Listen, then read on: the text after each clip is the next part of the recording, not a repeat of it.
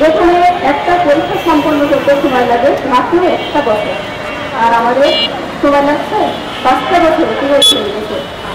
তারপরেও আমরা শিক্ষাটা আপনাকে পৌঁছাতে পারি নাই, একটাই কারণ, একটা গুরুত্ব কারণ, সেটা হচ্ছে এমপি চেয়ারের কার্যক্রম। এমপি চেয়ারম্যান আমার মনে হয় পরীক্ষা নেওয়ার পরেও ঘুমাই, পরীক্ষা নিতে নিতেও ঘুমাই, ফলাফল দিতেও ঘুমাই, পরীক্ষা হচ্ছে কি চলছে সেটাও করা হয়।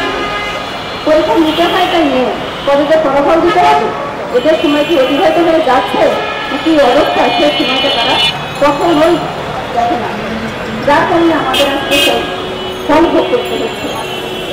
আজকে আমরা শিক্ষা গড়ার কারিগর হওয়ার কথা, কিন্তু কি বলবো ভাই, আর সেখানে আমাদের কোনো আর স্বীকৃতি নাই।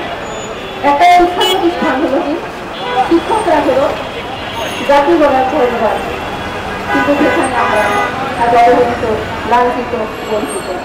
সমাজের চোখে, ছেলে মেয়ের চোখে, সাধারণ মানুষের চোখে এমএসসি পাস করে সার্টিফিকেটটা কি করবো? আগুনে দেওয়ার কোনো উপায় নাই। নন গভর্নমেন্টে আমাদের কোনো চাকরি হবে না, আর গভর্নমেন্ট তো গেছেন, আর এমপি চেয়ারম্যান তো আমাদের শেষ করেই দিয়ে গেছে।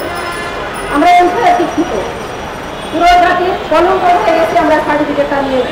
এই সার্টিফিকেট আমাদের লাগবে না, এই সার্টিফিকেট আমরা এমপি চেয়ারম্যানের টেবিলে জমা দিয়ে আসবো আমরা সবাই।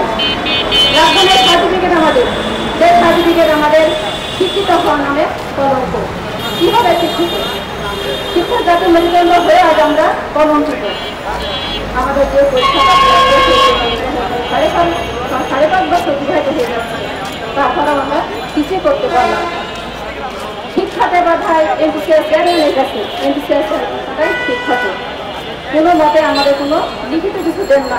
সবাই বলেন আপনার দাবিদার, আপনি পাবেন, আপনারা পাবেন, আপনাদের ন্যায্য দাবিদার, আপনাদের পাওয়া যায়। ওই আমাদের তো কেউ আবেদন করার সুযোগ দিচ্ছেন না। পঞ্চম বরুণকে যখন আমরা আবেদন করতে পারলাম না, অনেক ছিল, তারপরে দিয়ে আসলো ষষ্ঠ গণবিজ্ঞপ্তি, সেটাতেও আমরা আশা হারিয়ে ফেলতেছি। আপনাদের পদতলে আমরা বিনীত অনুরোধ করছি যে ষষ্ঠ গণবিজ্ঞপ্তি আবেদন করতে, কিন্তু কেউ আশ্বাস আমাদের দিচ্ছেন না। কিন্তু কেন, কি অপরাধ আমাদের? আমরা শিক্ষিত হয়েছি জাতির কারাগারে, আমরা কি লাঞ্ছিত বঞ্চিত হতে এসেছি? বৈষম্য বিরোধী আন্দোলন নাকি হয়েছিল, কিসের বৈষম্য বিরোধী আন্দোলন? আমি তো মনে করছি বৈষম্যের সৃষ্টি হচ্ছে, প্রতিদিন প্রতি মুহূর্তে প্রতি সেকেন্ডে বৈষম্য সৃষ্টি হচ্ছে, যে বৈষম্যের শিকার আমরা এক বড় ধরে রয়েছি। আজ আমরা সমাজে কোনো মাথার সুখের কাছে পারি না। একটা মানুষ যখন বলে আপনি কি করেন, আপনাকে দেখে তো মনে হয় আপনি তো শিক্ষিতা। আমি কি দেখা চেহারাটা একটু পেয়েছি, আমি শিক্ষিতা, সার্টিফিকেটও আছে, কিন্তু কোনো প্রতিষ্ঠানে যাওয়ার মতো যোগ্যতা হয়তো আমার এখনো হয়েছে, বড় হবে অনেক, এভাবে অনেক কষ্ট পায়। আজ ষষ্ঠ গণবিজ্ঞপ্তির আবেদন করতেছে, তাদের নাম্বার 35, 40, 45, 50 খুব কম আছে, কিন্তু আমাদের নাম্বার, আমাদের ভাই বোন যারা আছে তাদের নাম্বার 80, 85, 60, 65 নাম্বার, একটা সর্বোচ্চ মেধার অধিকারী। আজ আমরা সর্বোচ্চ মেধার অধিকারী হয়েও আবেদন করতে পারছি না।